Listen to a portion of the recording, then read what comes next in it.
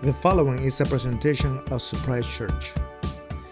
El siguiente programa es la presentación de la iglesia Surprise. Great to see you all at Surprise this morning. Happy Memorial Day. Thrilled to be here together with you. And we are starting, as you see, a new series called the How Would Jesus Grill? Alongside of our summer emphasis that we have done every summer called The Great Summer Grill Adventure, which included that riveting video you just watched. We really challenge ourselves as a community to do summer, not, I would say, differently, but with a different mindset. Most of following Jesus involves doing what you would normally do, just living life, but living your life with a particular mindset that allows you to engage people. Jesus did a lot of things while he was doing other things. While he was going someplace, he did something for someone that he engaged and came into contact with. The disciples were sent out in Matthew 28. Jesus said, while you go, make disciples. Going, he says, make disciples of all nations. So there's something that happens when we look at all of our lives as an opportunity for serving God in the very stuff of life. Sometimes we disengage, okay, this is the Jesus part of my life, and then this is my life over here, the rest of the 99%. And something about being saved isn't just eternal fire insurance. It's, how does this life become so imbued with meaning and purpose that there is no me corner? It's all about God. And I get to go to work for God. I get to wake up in the morning and think, how is this day going to look with God as my hero and guide and leader and forgiver? And so silly little things like how do we grill and how do we socialize and how do we hang out in the summertime start to look differently. Over the next month, you're going to hear stories of people who decided to maybe put their grill in the front of the driveway and just buy a few extra hot dogs and buns and just see what happens. You'll hear from families who decided to bonfire differently in a way that they never tried before, simply thinking about how can we use this as an opportunity to build bridges between people and God or between us and our neighbors when we can otherwise be so anonymous. Today we're going to just take a look at, as we start the series, we're going to kind of cast a vision here, and I apologize, I've got a stool up here. I just, as you can see, gave blood. We had a blood drive this morning, and I'll be honest with you, I'm feeling a little woozy. So if I say something that Surprise Church could get sued for, not my fault, not Surprise's fault. But just in case, I might sit down if need be. But I'm feeling pretty good. And thanks to all of you who donated this morning. They were pretty surprised they've never really had good luck on a Sunday morning before, but we almost filled up every single slot. I think there was only 2 slots filled, and so they were really, really excited and thankful. And also, we have 2 very special guests today. Joanna and Dion, are you 2 ladies? Could you guys stand up? These 2 were here till 1 o'clock last night cleaning on the Bell staff, and they decided to come hang out at church with us. Let's give them some serious love. Thank you guys for a beautiful place to worship this morning. Really appreciate it. Question I want to put in front of us today is, how big is my heaven? If you're taking notes in the bulletin, there's a little insert where you can track along. I like to write while I read and while I learn. You tend to remember more. You tend to take it with you. So if you want to track along, just a question for your reflection. How big is your heaven? Because I think that, there's this version of heaven that is a little bit like the comic strip section where you kind of see typical characters of pearly gates and harps and, naked chubby angels flying around, little baby angels. And it doesn't always look a ton like the Bible version of heaven. And sometimes when we think of heaven, we think of a lot like a private party. And I would call it an anti-heaven because it's the opposite of what we hear about when we read about heaven in the Bible. We think of it as like a private party or just a closed family reunion with just like if you see commercials of Disney World, there's like 2 people there. Have you ever noticed that? It's you and your loved one, or it's you and, there's a proposal scene, and there's not mobs and crowds and sweat. It's just a private thing. But if you go to Disney World, you're like, this is not like they showed in the commercials. There are lines. There are kids. There's craziness. It's sometimes not as billed when you get there. And heaven sometimes is seen as this quiet, private family reunion or just a pleasure cruise for me and my friends or an awards banquet where super awesome people get honored forever like an everlasting curtain call. And it has this weird flavor of a private setting that looks nothing like what we hear when we read Scripture. If I were to define this in in more than just bullet points, I'd say anti-heaven is the imagined extension of my private, comfortable existence with family and close friends, which has no impact on the world. In other words, what would a heaven look like that really changes the way that I live? Because the one I just described doesn't. It enforces the way I live. It authenticates and validates. Because instead of taking heaven and saying, okay, if that's then I'm getting ready now and I'm helping others get ready, that's basically my projection of my present reality so that it doesn't inform how I live now. I don't live direction-wise towards that future. There's an author named Skye Jethani who wrote this quote in one of his books called The Defined Commodity. He said, family zones are demarcated by fences. And within the home, family members are zoned into private bedrooms, each with a television, internet connection, and telephone.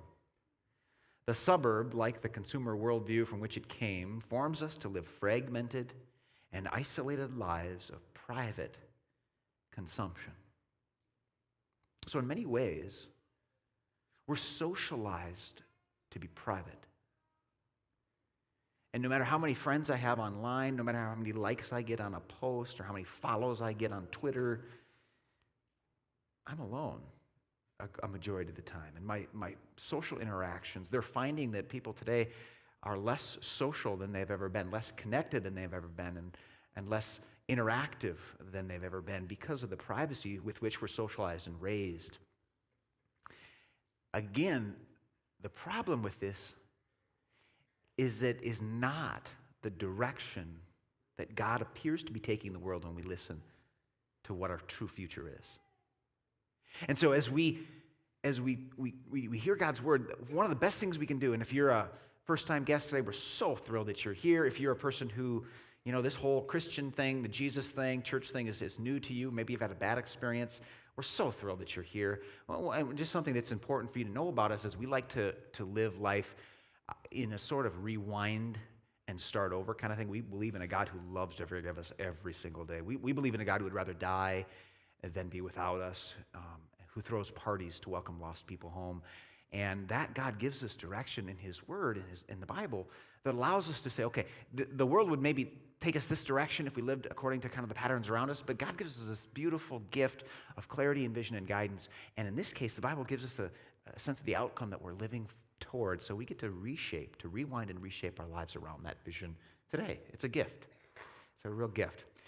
And so I'm going to just give you a couple snapshots. Got a Polaroid camera, bam, bam, bam. 3 quick little snapshots that the book of Revelation describes of heaven, or Jesus describes in the book of Matthew. Here's one thing that Jesus says. The kingdom of heaven is like a king who prepared a wedding banquet for his son. You ever thought of heaven as a wedding? A lot of people you don't know at weddings. Well, I shouldn't say that. There are small, private, quiet weddings.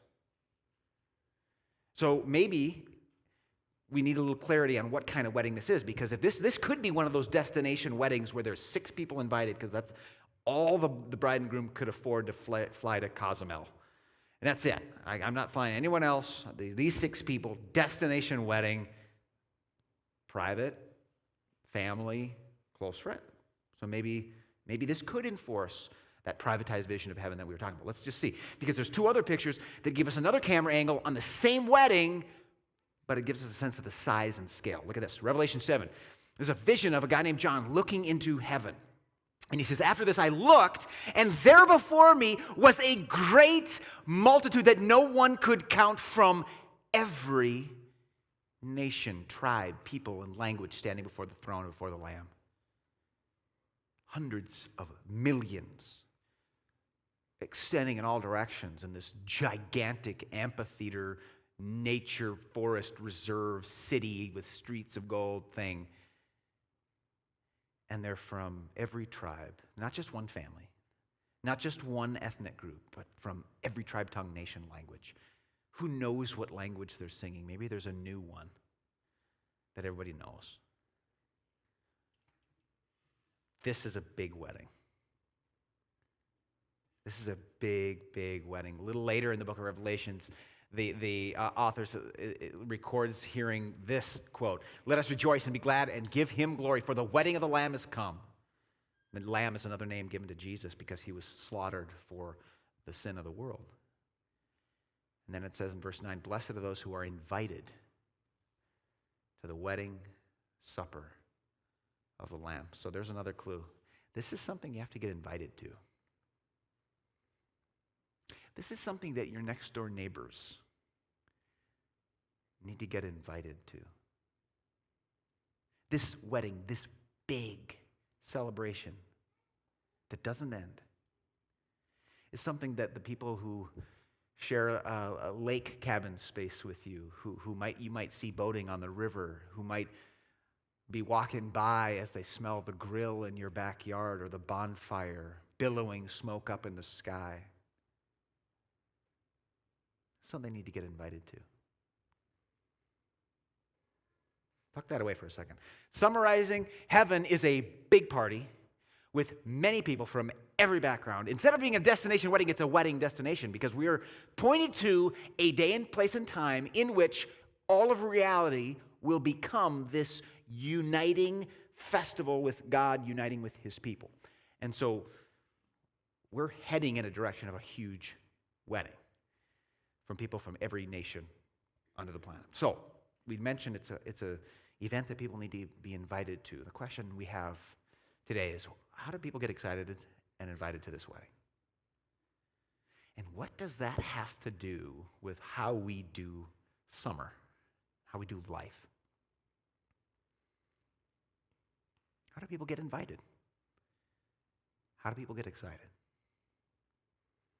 So Jesus, right away in the Gospels, this is Mark chapter 2. And Mark's gospel just goes like a bullet. Like you read the other gospels, they're describing the scenery and the people, and Mark is like bam, bam, bam, bam, bam, bam. Mark is like the uber, he's like a male engineer, like down to business, brass tacks kind of stereotypical mind. I mean, he's just extremely efficient in how he writes. And by the time he gets to chapter 2, there is no doubt about how Jesus wants people to understand how to get ready for this wedding. Here's the story. He just has called a guy that I was named after, Matthew Levi, who was a tax collector. Tax collectors were hated because they allied with Rome to tax their peers. Rome was the occupying army at the time, and they said, "I'll help you tax my peers. I know all of them by name. I know how much money they have, and I'll take a lot for myself." They could keep as much as they wanted as long as they got Rome how much they wanted. So tax collectors were not just IRS employees. These were traitors.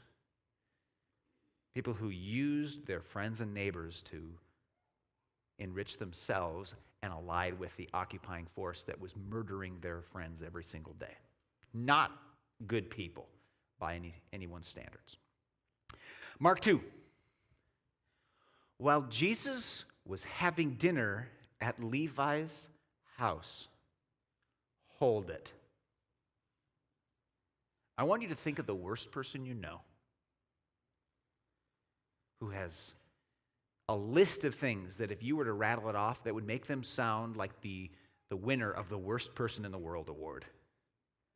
They're just the villain in your drama of life.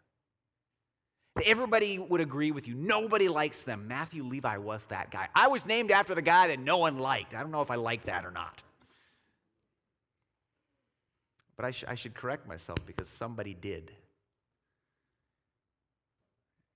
And he went to his house for dinner.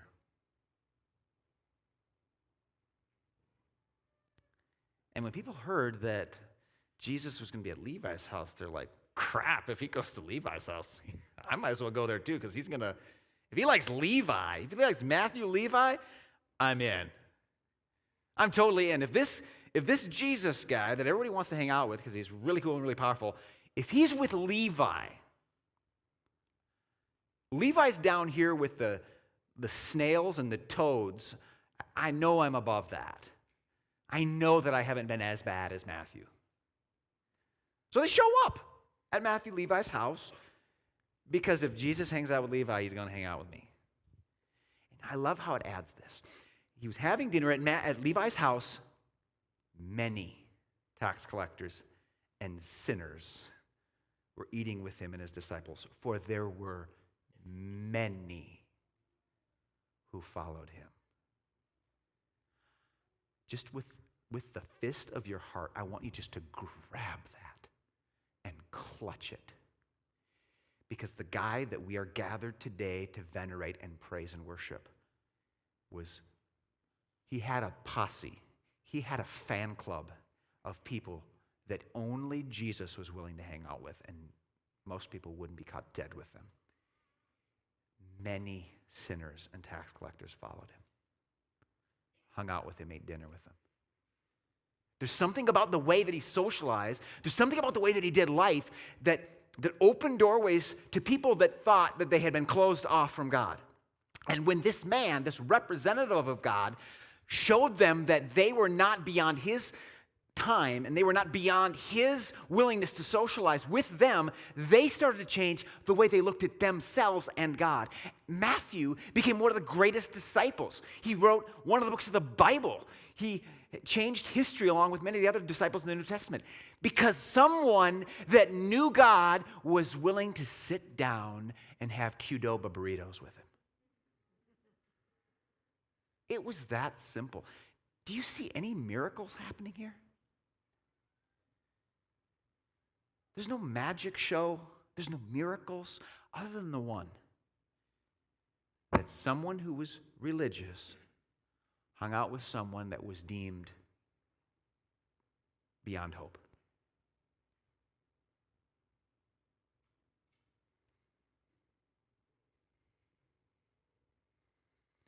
I love this statement. Many sinners followed Jesus. I like how it just describes them. It doesn't say they're a barber or, administrative assistant, teacher. They're just sinners. They're just people who, like the rest of us, have a brokenness about who we are and how we're operating in this life that was just desperately in need of God's repairing hand and restoring help. Jesus was one who was willing to have just breakfast with pretty much anyone. And they loved it because they'd gotten the opposite message from everyone else. And now Jesus, oftentimes when he does this, he takes a lot of heat from people who thought of themselves as religious to a point where they were holier and should remain separate from people that Jesus constantly hung out with. When the teachers of the law, who were the Pharisees, saw him eating with sinners and tax collectors, and when you hear sinners, think prostitutes, think thieves, think convicted criminals, think people who have chemical addictions. They asked his disciples, why does he eat with tax collectors and sinners? I mean, what good can possibly come from someone who's supposedly holy dirtying themselves and soiling themselves by spending time with people who are not? You're going to get infected by hanging out with these unclean people. What possible purpose could he have? Now, Jesus, overhearing this, said to them, it is not. Listen to this different way that Jesus views the world. Because we're going to transpose this to our lives, hopefully, here this summer. It is not the healthy who need a doctor, but the sick. I've come not to call the righteous, but sinners, but the very people that you're criticizing me for hanging out with. If I were to summarize that, I would say Jesus came not to roll with rock stars, but to heal the broken. And by speaking to these people, he allows them to classify themselves as people, whether or not they want to be or not, people that he came to save. Either you are part of these broken people that I came to save, or you're deeming yourself ineligible to be saved because you're supposedly holier and don't need my help. I didn't come to roll with rock stars. I didn't come to give you an awards ceremony because of how awesome you are. I came to heal people who need a doctor. I came to heal people who are broken. And that's led to the question that we're going to be asking over the next month. How would Jesus grill? How would Jesus do summer? How would Jesus use his time? when people gathered, rabbis gathered disciples back at this time, the disciples would follow the rabbi everywhere. And you know what they really, really watched? This is so cool. Now, they would certainly sit down and you think of like a rabbi, from what we might know about a rabbi, or you think of like Plato and Aristotle and Socrates sitting around with their students, sitting on like a stone, and the students would just ask them questions. Usually it was the other way around. The teacher would ask the students questions, and then they'd teach them that Socratic method. But it was also that they just followed the rabbi everywhere because they wanted to watch how they lived in the little stuff. In our missional communities at Surprise, we have groups that just gather throughout the week and do life together, and love each other as family, and try to love a part of our city together as a team. And the whole foundation of missional communities is discipleship. Following Jesus really happens in the little stuff of life. And so when a rabbi would bring disciples behind him and he'd walk through town, they would watch how would he buy things at stores, how would he interact with the clerks, how they would even sometimes follow them into the bathrooms because they wanted to know how someone who's holy does things in the bathroom, in private. Like what they didn't want to miss one moment of how this person did life in the little stuff of life, because that's the very stuff of discipleship. That's the very stuff of following God. And if I can only follow God with the hour I get on Sundays, or with the holy moments that I have in public throughout the week, the vast majority of my life is going to be irrelevant. And it's going to start to feel like I'm not really a part of this thing. It has to include the stuff we do in summertime when we're supposedly off. It has to include the rest time where we're just enjoying nature with loved ones and family. It has to do with just how we operate in our neighborhoods. And so what would it look like if Jesus showed up today, put on a pair of Nikes, walked around, and just did life in our shoes? How would he grow? Two things today, and we're going to continue throughout the month hearing stories of how people are doing this. We'd love to share your story. And if you go to our Grill webpage, you can get a tip on how do you kind of do this whole thing where you can plan some events this summer with some real gospel intentionality without being weird, without freaking people out. You can authentically build relationships that develop some spiritual depth in some really cool ways. But two things I want to lift up today from this passage. Number one, befriend someone different. I went to a conference this past month down in Atlanta, and I had the honor of listening to some great speakers. One of them was an African-American pastor who was speaking about racism. And he says, you know what? Since the 1960s, we thought we were going to fix this, and it's only becoming worse and more divided in our country. And political solutions, as we've seen, are insufficient because the depth of and realities of racism is a spiritual issue. It's not just a political issue. So you're not going to slap a bill or a measure or a presidential act on anything and fix it without people's hearts being changed, to be able to love people who are different from them. And he says, so pastors, I want to challenge you. He said, don't just hire someone of a minority group and put them on your stage to say, hey, we did it. I want to challenge you, he said, I want to challenge everybody in your church to make an authentic, intimate friendship with someone in your city who's very different from you. Now, that might mean they have different color skin, or maybe they're a different socioeconomic status or a different age group. But we're really good at being friends with people who are like us. We're really good at being friends with people who make as much money as we do or don't. We're really good at befriending people who might share our viewpoints. But the true test of whether we're following the Rabbi Jesus is, can we go to Levi's house? Can we hang out with people that are so different from us and then build a bridge so that we share something in common in Christ? Or do we live out that anti-heaven vision where we surround ourselves in a cocoon of like-minded, similar people and miss out on that bigness of the kingdom as it advances into this world? Befriend someone who's different. Keep your eyes open this summer for someone that God might put in your path that is so different from you that when you walk down the street with them or have coffee with them at a restaurant, people are like, why are those two together? Get criticized this summer for who you hang out with. What's the deal? Why are you hanging out with that person? Because Jesus went to Levi's house. That's why. Secondly, plan boundary-breaking meals. If you read, especially the Gospel of Luke, but all the Gospels, including Matthew, you see Jesus, he basically eats his way through the gospel. He's like Pac-Man, just meal, meal, meal, meal. In fact, he got criticized by the religious people, not just for who he hung out with, but for how often he partied.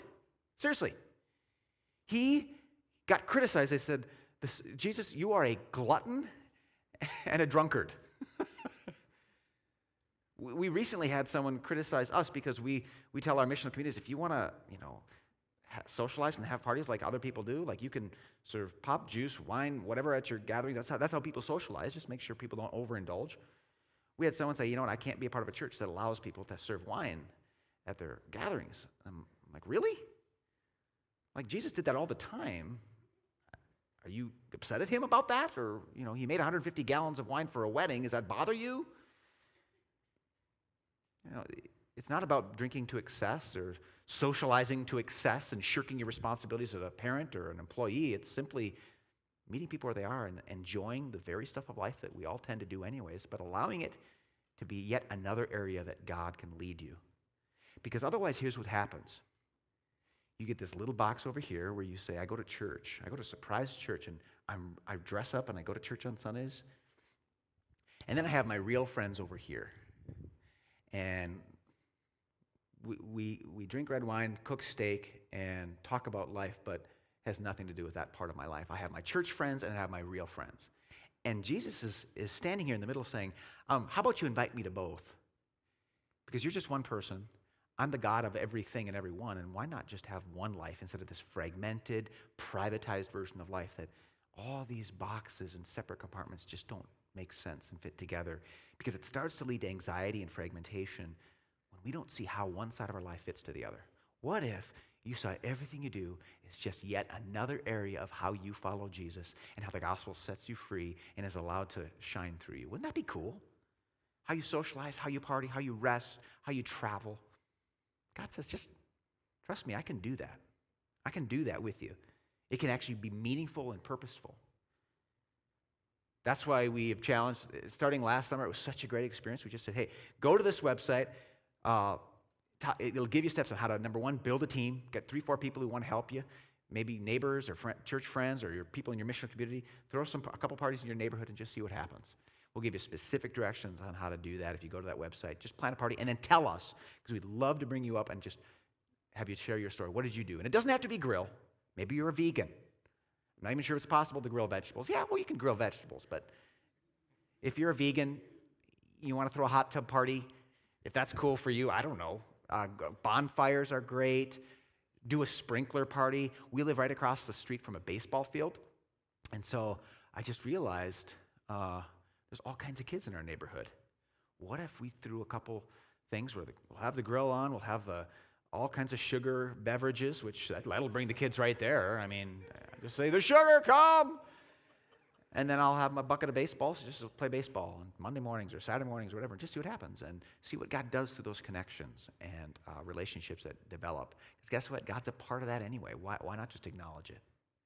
So I'd love to hear how God leads you to creatively partner with people, to reach people in your neighborhoods, and just see it as an adventure. Socialize like Jesus. I want to end with this question. As the band comes back up, such a healthy question for us to ask. In every area of our lives, whether it's your job, you can ask this about your job. You can ask this about how you socialize. You can ask this about how you rest. You can ask this just about your overall life, but to confine it to summer, since this is where we're at in our calendar, do my summer plans reflect my identity? Now, the dumbest and most damaging and most problematic thing I could do would be to try to guilt people into doing things. Believe me, as a pastor, I've tried everything. Guilt is the one thing that only works for a couple weeks. We wouldn't even get through June if guilt was the motivation you did anything. We found, and I have found, that it works way, way better to remind people of who they are in Jesus. And so as we end the message today, I just want to remind you who you are in Jesus. Your identity is a person who, like Matthew Levi, was an enemy with God, was on the outside, was viewed by God as a person who was broken. But because God does not view connection with us as a possible infection, God doesn't view relating to us as something that could tarnish his holiness. Rather, we have a God, unlike almost any other religious system on the planet in human history, we have a God who believes that it is through the very proximity to us that we become transformed. And then he says, what if that pattern lived through you? That you weren't afraid to connect with neighbors and friends and to see the people around you as people that could maybe rub off on you in a negative way. What if you saw your life as a way to do the very same thing that I did to you? So that I adopted you, and this is your identity. You are, as a believer in Jesus Christ, you are a child of the King of Kings. You'll never get a promotion at work that puts you any higher in God's sight. You'll never make enough money to put you any higher. You'll never accomplish anything to get you any higher in God's sight than you are right now. You are a child of the King in a family that is sent to change the world. And so let me ask you this. If this wedding that we're looking forward to is eligible for everyone as long as they get an invitation, then what does it mean to live out your identity in the world? What does it mean to be a child of the King, planning on a wedding, and looking around you and not knowing for sure if others are invited or excited about this wedding? How would you live? How would you give them a preview of what this big, inclusive wedding is going to look like? How is your neighbor or your coworker going to ever be able to imagine themselves as adopted into the family of God that loves to party if you don't throw a party that gives them the best preview they've ever seen, that makes them say, I want to be a part of this family? You cannot convince someone intellectually that they're adopted into God's family. You just got to do it. You just got to give it your all and say, you know what, I'm going to treat you like family, so that you can imagine a God who loves you that much that he would just say, free of charge, you're in. I died for you, you're in. The difference between believing that and living it and just never getting an invitation, that's two different lives. And there are people in your life that are standing at that fork in the road, and the difference between them choosing the road of being a member of a family of party planners and then just choosing the privatized life of the anti-heaven that we discussed, maybe the deciding factor is how you decide to live out of your identity as a follower of Jesus. Let's stand and let's ask God to empower us to live as his children this summer. Heavenly Father, thank you that we are in your family free of charge, that you know us as your own, that we are your children, and therefore we have an opportunity to live out of that identity in a world that likes to define us in all kinds of miniature ways, based upon our race, based upon our class, based upon our income, based upon our family, based upon our appearance. Your definition of who we are is who we are. And Lord, we ask that you would help us to live our lives with such reckless abandon and freedom that the people around us start to imagine themselves as adopted because of the gravitational pull that comes from party planners like us living out of our identities. To go to Levi's house, to flip burgers, and to remind people that God is near. In Jesus'